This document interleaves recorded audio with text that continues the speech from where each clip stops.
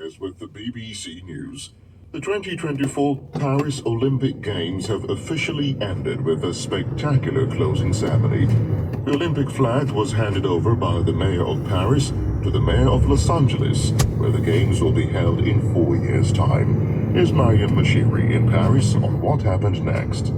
We were promised potentially a bit of Hollywood glamour, and we got it in the end with Tom Cruise. He literally sailed into the Stade de France from on high. He picked up the Olympic flag from the Los Angeles mayor. He rode a motorcycle out of the stadium. He got onto an aeroplane. He got up in the sky. He jumped out of the aeroplane onto the ground in Los Angeles, up on the Hollywood Hills, and he marked the Hollywood Hills sign with the Olympic sign.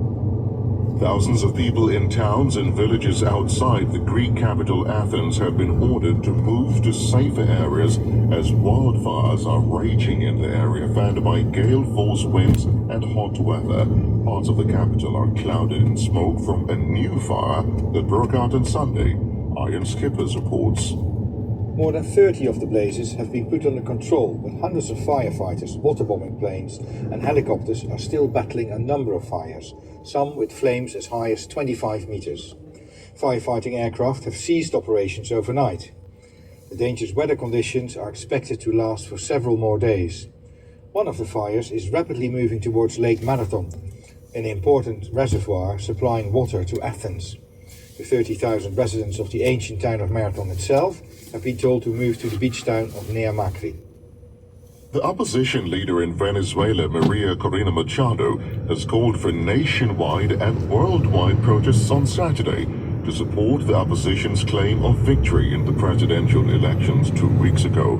President Nicolás Maduro was declared the winner by the government-controlled Electoral Commission amid allegations of fraud. Here's Leonardo Russia.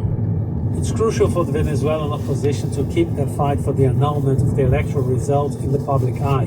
The Biden administration is trying to find a diplomatic solution to the dispute, which has already led to a number of deaths and the arrest of more than 1,000 opposition activists. The Wall Street Journal says the US has offered to lift drug trafficking charges against Mr. Maduro and senior figures in his government in exchange for a peaceful transition before the end of his current term in January. Russian state media say the main fire at the Zaporizhzhia nuclear plant in Ukraine has been extinguished. Russia had blamed the fires on explosions caused by a Ukrainian drone attack, allegations which Ukraine denied. Kiev said Russian officials who control the plant had deliberately started the fires. World News from the BBC. The Palestinian group Hamas has told the mediators that truce talks about Gaza should proceed from plans from previous rounds and that there is no need for new proposals. It added that Israel should be forced to implement the deal based on a resolution passed by the UN Security Council that aims to establish a ceasefire. A new report by the International Labour Organization suggests global youth unemployment is at its lowest level for 15 years. However, according to the UN agency's report, not all regions have recovered from the impact of COVID-19. Here's Andrew Ochieng. The International Labour Organization says that young people in the Arab states, East and Southeast Asia and the Pacific region have not seen the recovery in employment that followed the pandemic. Youth unemployment in these regions was higher last year than in 2019. Young women too are being left behind. The report suggests more of them are not in employment or education compared to young men. But even as many young people get work, more than half of these jobs are informal. The UN agency is warning that the high number of temporary jobs and the lack of social protection could be making young people increasingly worried about the future. Tropical storm Maria has made landfall in the northeast of Japan's main island of Honshu, dumping a month's worth of rain in a day in some areas. The storm forced the cancellation of dozens of flights and trains. Residents have been told to be ready to evacuate because of potential landslides and flooding.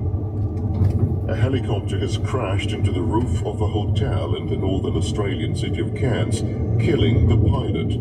2 people staying at the hotel were taken to hospital. The company which owns the helicopter say it was on an unauthorized flight when it crashed. BBC World News. Hello, I'm Jackie Leonard, and you're listening to the newsroom from the BBC World Service. The Olympic cauldron in Paris has been extinguished and the Olympic Games 2024 are over. After 16 days of sporting excellence and drama, a striking closing ceremony featured a sparkling golden figure of a space traveller, a multitude of dancers and musicians. Oh, and the movie star Tom Cruise. He abseiled in from the roof of the Stade de France to pick up the flag on behalf of Los Angeles, which will host the 2028 Games. As the sun set over Paris, the ceremony began with a performance of Sous le ciel de Paris, Under the Paris Sky. Sous le ciel de Paris s'envole une chanson. At the Stade de France, around 9,000 athletes and 270 performers were ready to celebrate. The French flag was carried into the stadium to La Marseillaise, followed by the rest of the flag bearers. The crowd roared, shaking the stadium as the athletes paraded in. With their feet firmly on dry land this time, we could clearly see the joy, excitement and pride on their faces. And the best way to celebrate their achievements? A karaoke session. The entire stadium joined in, with the lyrics projected onto the big screen, in an extraordinary scene of singing, dancing and some impressive air guitar for the final song. Queen's We Are the Champions, of course.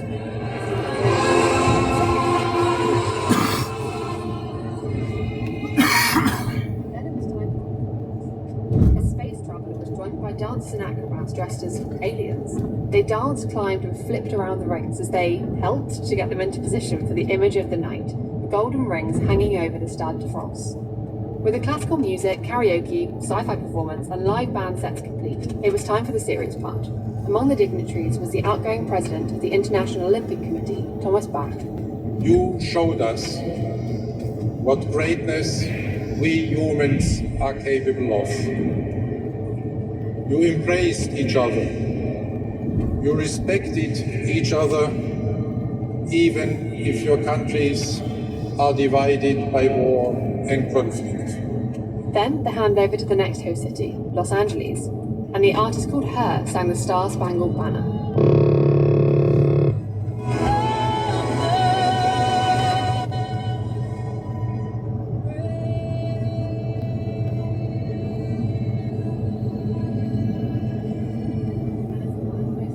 Mr. Hollywood himself, the film star Tom Cruise, abseiled from the roof of the stadium into the crowd.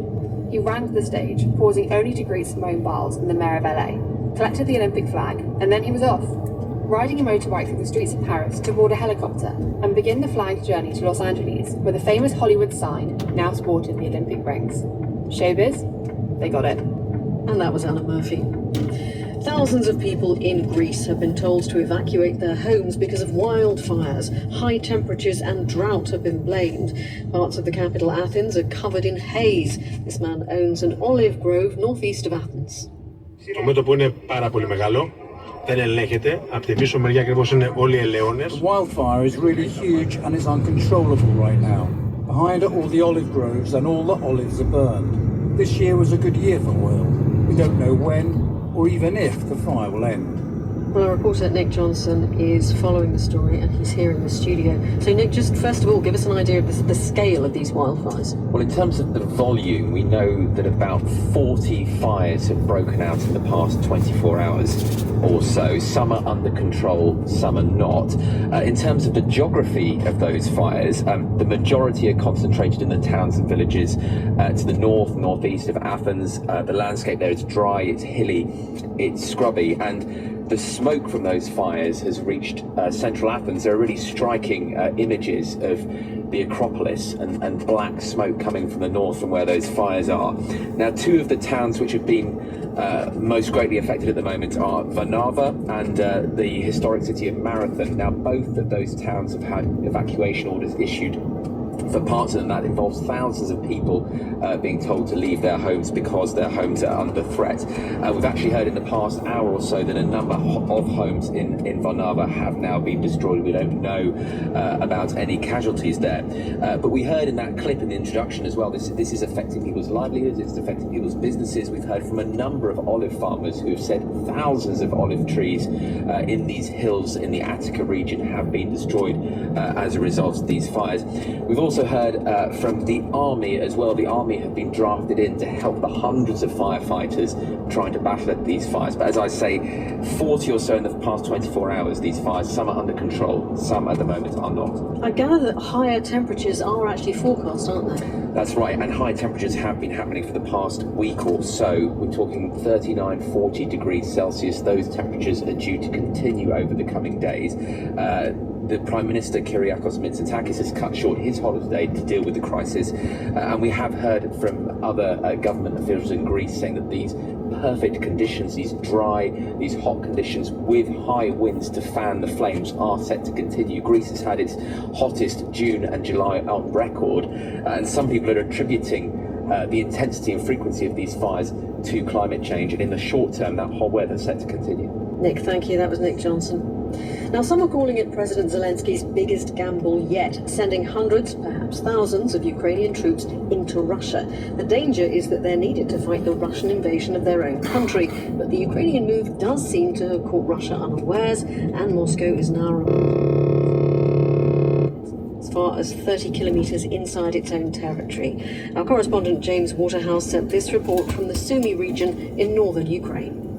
Russia briefly occupied parts of the Sumy region in the early weeks of the invasion, but until recently the area has experienced a reprieve from the fighting. Russian forces have gathered on the border and increased airstrikes. The school where Lyubov works was recently hit with a glide bomb, meant her helping with the clear-up next to the giant crater it caused. She's pleased Ukrainian forces have launched a cross-border offensive into Russia's Kursk region. I think it's the right thing. They should be punished. We'll rebuild the school, but we'll never forgive them. Never. Why did they come to our land? The flow of personnel carriers, tanks and supply trucks suggests Ukraine is committed to this battlefield gap. They are fighting on a new front line, reportedly 20 miles long, and crucially for Ukraine, Russian forces are being drawn from elsewhere. James Waterhouse in Ukraine. Well, since the full-scale Russian invasion of Ukraine more than 2 years ago, commentators have regularly referred to the Geneva Conventions. These are sometimes called the laws of war. Today, the 12th of August, is the 75th anniversary of the Geneva Conventions, and the International Committee of the Red Cross is calling on countries around the world to recommit to their basic principles. Imogen Folks sent this report from Geneva. C'est donc un devoir impérieux d'élaborer en temps de paix des conventions protégeant les victimes de la guerre. Signed in 1949, the Geneva Conventions accept that we will sometimes go to war. They provide the rules of how we fight. The conventions have been ratified by every country on the planet. No other treaty has such universal support. But today, the International Committee of the Red Cross says the conventions, agreed by all of us for our own protection, are being undermined. Its president, Mirjanas Voljarich, fears the focus in today's wars seems to be total victory, whatever the cost. I want states, and I want everyone involved in armed conflict to uphold the respect for international humanitarian law, to protect humanity, and to never lose the possibility to come back to the negotiation table. Winning a war at all costs works against the spirit of containing suffering, total destruction, total dehumanization of the enemy and the other side, prevents us from coming back to a path towards peace. With so little attention to the Geneva Conventions, the ICRC's role of upholding them is increasingly under pressure. Hospitals from Ukraine to Sudan to Gaza are routinely attacked, schools too, and ICRC visits to prisoners of war and detainees regularly denied. Today, 75 years on from that rare moment of global agreement, the Red Cross hopes that what we all have in common, our humanity, will unite us again. Imogen Folks in Geneva. This is the BBC in London. President Maduro of Venezuela is accused of unleashing a campaign of terror following last month's election. Nicolas Maduro and his supporters claim to have won the presidential election, but the opposition says it has overwhelming evidence that its candidate won by a huge margin. More than 1,300 people have been arrested and dozens are reported to have been killed in a government clampdown. In a video posted on X, the opposition leader Maria Corina Machado, who's in hiding, urged Venezuelans to take part in protests next weekend. This Saturday, August the 17th, we're going to take to the streets of Venezuela and of the world, wherever there is a Venezuelan. We will be there together. Have confidence. This time it's different, because we're different. Let's shout together for the world to support our victory and recognize truth and popular sovereignty. It's now being reported by the Wall Street Journal that diplomatic efforts are underway in Washington to try to persuade Mr. Maduro to relinquish power, as we heard from our Latin America regional editor, Leonardo Rocha. Well, that's something that's been talked about, and now they seem to have information that a very senior member of the Venezuelan government, Jorge, President Maduro, that he's in theory been negotiating with the US, and what the US is offering is to lift the sanctions, lift the charges that they have, the government official, drug trafficking charges, in exchange for a peaceful transition before this term ends in January. I think also that what the article says is they're offering sort of total amnesty, that they're promising that they won't go after him for human rights violations or for other charges when and if he leaves power. With that, they would negotiate with the opposition, because of course the opposition say that they have evidence that they won the election. They just lost because of fraud. And Brazil and other left-leaning Latin American countries are also saying that they don't recognize the result. Yeah, that's quite important. And this article also says that the US is putting pressure on Brazil, Colombia and Mexico, because they have left-wing presidents, to put more pressure on President Maduro. What we have here is a dangerous situation, because we have more than 1,300 people have been arrested since the elections 2 weeks ago. Many people have been killed, and you have a situation where the opposition is claiming victory. President Maduro's victory hasn't been recognized by many countries. You had Cuba, Iran, Russia and a few others, and really there's a possibility of change here. So what Brazil has told President Maduro, according to the Brazilian media, reliable sources, is that unless he published a detailed breakdown of the vote, they won't recognize him as the winner of the election. That's quite important. That's a big pressure on President Maduro. Now, Mr. Maduro has survived crises and pressure before. Is there anything different this time? I think what happens here is he's been in power for 11 years. The main candidate, Maria Corina Machado, wasn't allowed to run, so they named someone else. They decided in the previous election, they boycotted the election, but they were very clever in getting copies of the reports from each polling station. So they have more than 80% of that. They've published that. And I think the international community has accepted it. And some left-wing leaders, mainly the president of Chile, said they don't recognize it's fraud. The socialist government has been in power for 25 years. There is a possibility, real possibility of change. And with the elections in the US coming up, President Maduro prefers to deal with the current administration than risking having to negotiate with Donald Trump if he wins the election in November. Leonardo Rocha. Well, 3 weeks on from the social media post announcing he was no longer seeking re-election, President Biden has given his first interview. Mr. Biden had been under enormous pressure to step aside after a weak performance in a TV debate with Donald Trump in June, and he told CBS that he decided he couldn't be a distraction. Polls we had showed that it was a neck-and-neck race. Would have been down to the wire. But what happened was a number of my Democratic colleagues in the House and Senate thought that I was going to hurt them in the races. And I was concerned if I stayed in the race, that would be the topic. You'd be interviewing me about why did Nancy Pelosi say, why did so, and I thought it would be a real distraction, number one. Number two, when I ran the first time, I thought of myself as being a transition president. I can't even say how old I am. It's hard for me to get out of my mouth. And, but things got moving so quickly, it didn't happen. And the combination was that I thought is a critical issue for me still. It's not a joke. Maintaining this democracy. But I thought it was important because although it's a great honor being president, I think I have an obligation to the country to do what most important thing we can do, and that is we must defeat Trump. And Mr. Biden confirmed he would campaign for Kamala Harris, who is now the Democrats' candidate, saying he would do whatever she thought he could do to help most. As war threatens the Middle East generally, there is mounting concern about an increasingly unstable situation in the West Bank. The Palestinian Authority Health Ministry says more than 600 Palestinians have been killed in the West Bank since the start of the war in Gaza.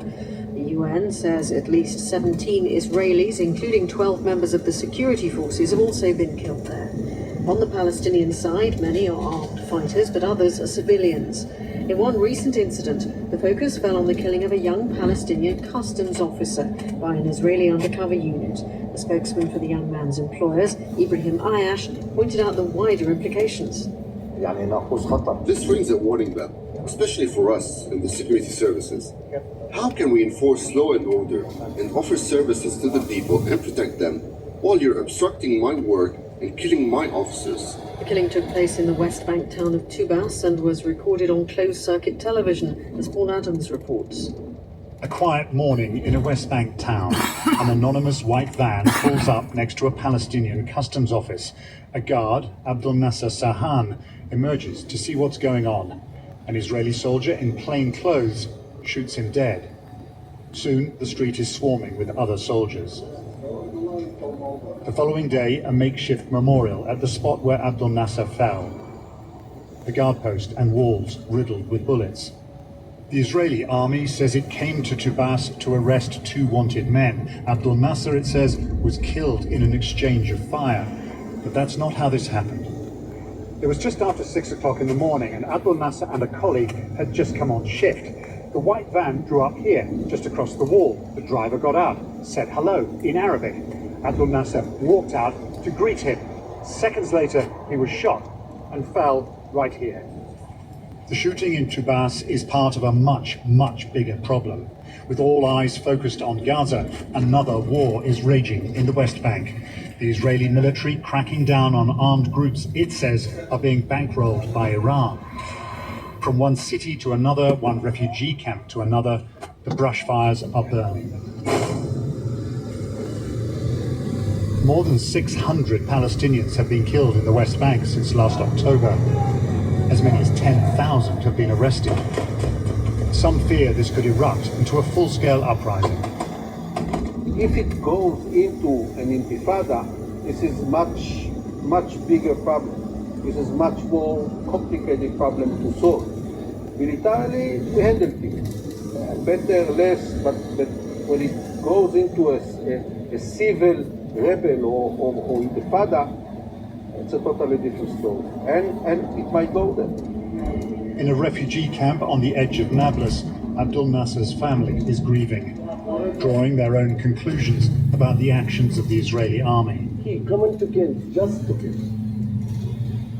Mohammed can barely comprehend the loss of his son. The IDF says it's still looking into what happened. It did not, we were told, go as planned. Paul Adams. The war in Sudan is driving hundreds of thousands of people to flee to eastern Chad for safety. But the living conditions in the refugee camps are poor. Many are grappling with food shortages, inadequate housing and poor health facilities. The BBC's Paul Njai and producer Michelle Mvondo visited the Fashana camp, which hosts about 42,000 people not far from the border with Sudan. They spoke to a few refugees who plan to attempt a perilous journey to Europe through the Sahara Desert, where many migrants have been abducted, trafficked, and even killed over the past few years. In Chad's eastern settlement of Fashana lies a rocky and vastly barren sanctuary for Sudanese refugees who have fled 2 separate eras of war. That's where we meet Mariam Hussein and her 20-year-old son Ahmed, who occupy a small tarpaulin hut fenced with straw. Each passing day in the camp Mariam lives with the trauma of not knowing the whereabouts of her eldest son, Mohammed. He risked his life 7 years ago, trekking to Europe through the Sahara Desert, only to end up being kidnapped twice in Libya. She shows me a picture of Mohammed on her phone. He is standing on a lush surface, wearing a blue shirt over a pair of black trousers. Tears pour from her eyes as she tells me about the last conversation she had with him. He said it was important to cross because without crossing, we can't do anything. That's the last thing he said to me. And how does it make you feel knowing that you don't have any news about his whereabouts? I feel so bad about my son's situation. Well, I didn't hear any news from him. I couldn't eat or drink anything. Mariam's nightmare isn't over yet. Her younger son, Ahmed, now plans to follow in his brother's footsteps by making a similar trek to Europe via the perilous Sahara Desert.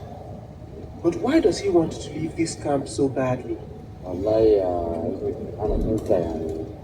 we were in Sudan, I attended university where I could dream about my future. But because of the war, I lost everything. And when we came here, there was no education for me, no opportunity to bring income to my mom and myself. Our living conditions are poor, so I decided to leave. The International Organization for Migration says 161 illegal migrants died while crossing the dangerous Sahara Desert in 2023 alone. But this has still not discouraged refugees like 28-year-old Siddiq, who made 3 unsuccessful attempts at entering Europe illegally. He is prepared to try again. The plan is on course and it won't stop because we can't continue living this way. The situation is difficult and there is no other option. Between 2017 and 2019, the International Organization for Migration facilitated the relocation of close to 2,000 refugees from Chad to France. Underneath a tree in the camp, the UNHCR's Associate Reporting Officer in Fashana, Yiku, sensitizes the refugees on alternative legal pathways and shares possible opportunities with them. Here we have, for instance, a resettlement program. Also, we have there's other regular programs such as humanitarian visa, family reunification.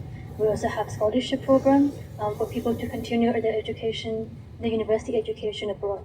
But given the limited resources, she says priority is currently on life-saving assistance for the more than 500,000 Sudanese refugees living in Chad. This leaves Ahmed and his friends with little hope, making their decision to leave Fashana only a matter of when, not if. That report was the work of Paul Njai and producer Michelle Mvondo in Chad. Now stay with us if you can here on the BBC World Service. We will have a news summary for you in just a moment. I'm Jackie Leonard. You've been listening to The Newsroom. This is the BBC World Service, where Mike Lanshin has been hearing about life on the edge of American society. There could be as many as 11 million illegal immigrants living in the country, 7 million from Latin America. The reality is that the economy of this nation needs the workers. Some have been looking over their shoulder in fear of discovery and deportation for decades. Eso es inevitable. It's inevitable. It's something you think about each day. I've always got to be on alert. But without legal status, no papers, how do they get by? Working, getting healthcare, sending their children to school. It's a story of living hand to mouth, false IDs, debt, sacrifice, and people traffickers. Indocumentados, America's undocumented migrants. Thursday at 8:30 and 19 GMT.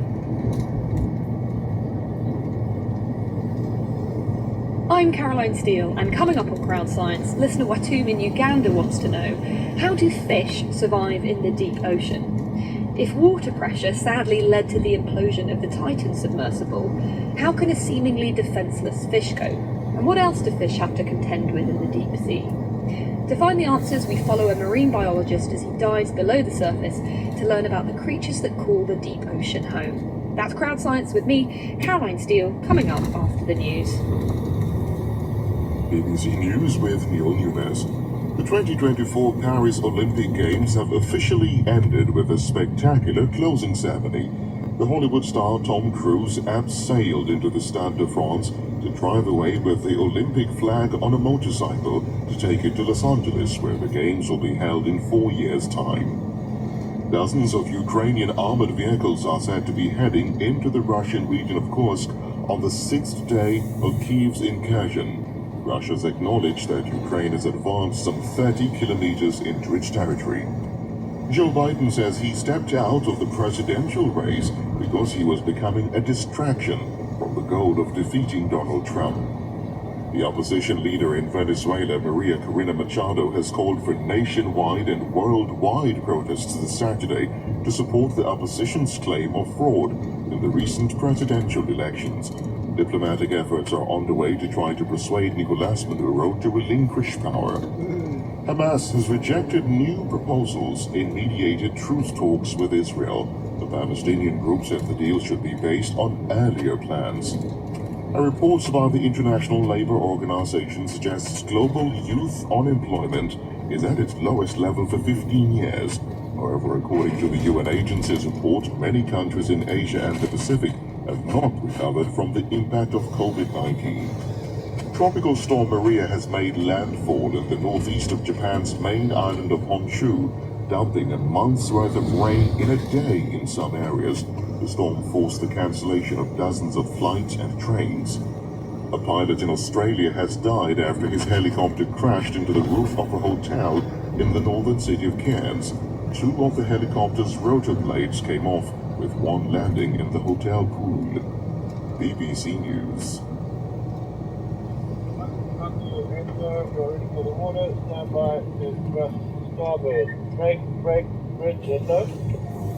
Hello and welcome to Crowd Science from the BBC World Service. I'm Caroline Steele, and we're starting this episode in the South Pacific, close to the island nation of Tonga.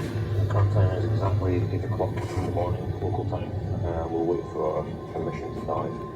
This is marine biologist Professor Alan Jameson.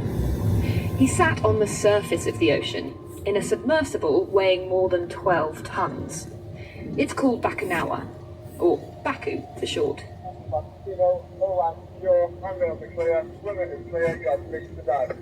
And Alan isn't alone. He's with pilot Luke Siebermeyer. Zeno, Baku, handrails clear, swimmer clear, all lines clear, clear to dive, pumping it. The tanks on top start to flood, which is going to almost double the weight of Baku. Alan and Luke are about to go very, very deep, to a place few people have been before. Right, that's us just left the surface. We're about 25 metres now. And already you can see the sunlight starting to diminish. It's this beautiful shade of blue, which I believe is the only place you can see this particular shade of blue. We're approaching 50 metres now. Why are we journeying into the deep? As always, it started with a question from one of you listeners. My name is Watum. I'm calling from Kampala, Uganda. So, Watum, what's your question for Crowd Science? Well, my question to Crowd Science is basically simple. It's how is fish able to survive at a great depth at the sea level, the ocean bed? And what made you think of the question? What made me think of the question is basically a scenario that happened 1 or 2 years ago about the submersible implosion.